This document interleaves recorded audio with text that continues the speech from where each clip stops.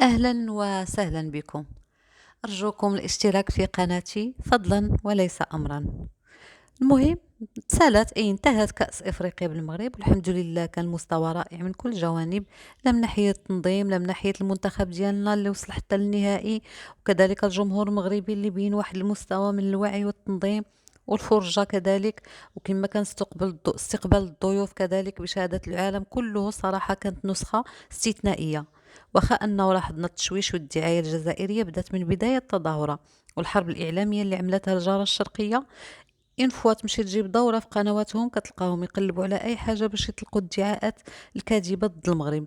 هما قبل أصلا التظاهرة الرياضية كانوا كيقولوا أن الملاعب غير جاهزة، ومنين يشوفوا صور الملاعب يقولوا فوتوشوب أو ذكاء اصطناعي. طبعا فاش جاو شافوا الملاعب الحقيقية وليست فوتوشوب وليست ذكاء اصطناعي، جن الجنون ديال الإعلام الكبران، وبداو الخطط ديالهم الاخرى. منهم اللي مشى كيتصور في الظلام ولا حدا قمامة الازبال حاشاكم، لعل وعسى يبردوا على الشعب الجزائري ويقولوا لهم هذا هو المغرب، ما عندهمش الكهرباء ما عندهم حتى حاجه.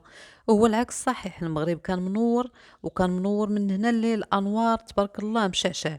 والنظافه ديال المغرب شهد بها الجميع، نظافة الطرقات والشوارع وكذلك الإنسان المغربي. من بعد دازوا الخطة الأخرى وهي ديال الحكام. اي التحكيم قبل اي مباراه كتبدا يبداو يشككوا في الحكام ويشككوا المنتخبات ويشككوا في كل شيء.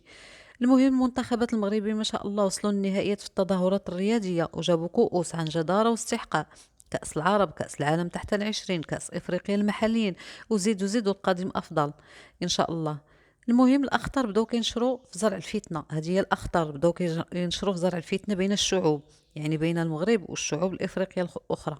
وكنا شفنا شنو وقع، ولكن الأمور غادي ترجع لنصابها. حنا المغاربة كنعرفوا كيفاش نميزوا، كيفاش كنفرقوا بين الصح والغلط. وقالها ملكنا الحبيب الله يحفظه ويطول في عمره.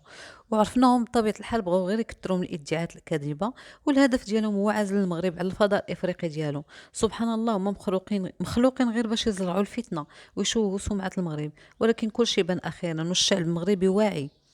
أما فيما يخص اللي وقع في النهائي والتحقيقات، الحمد لله جارية والحق غادي يبان.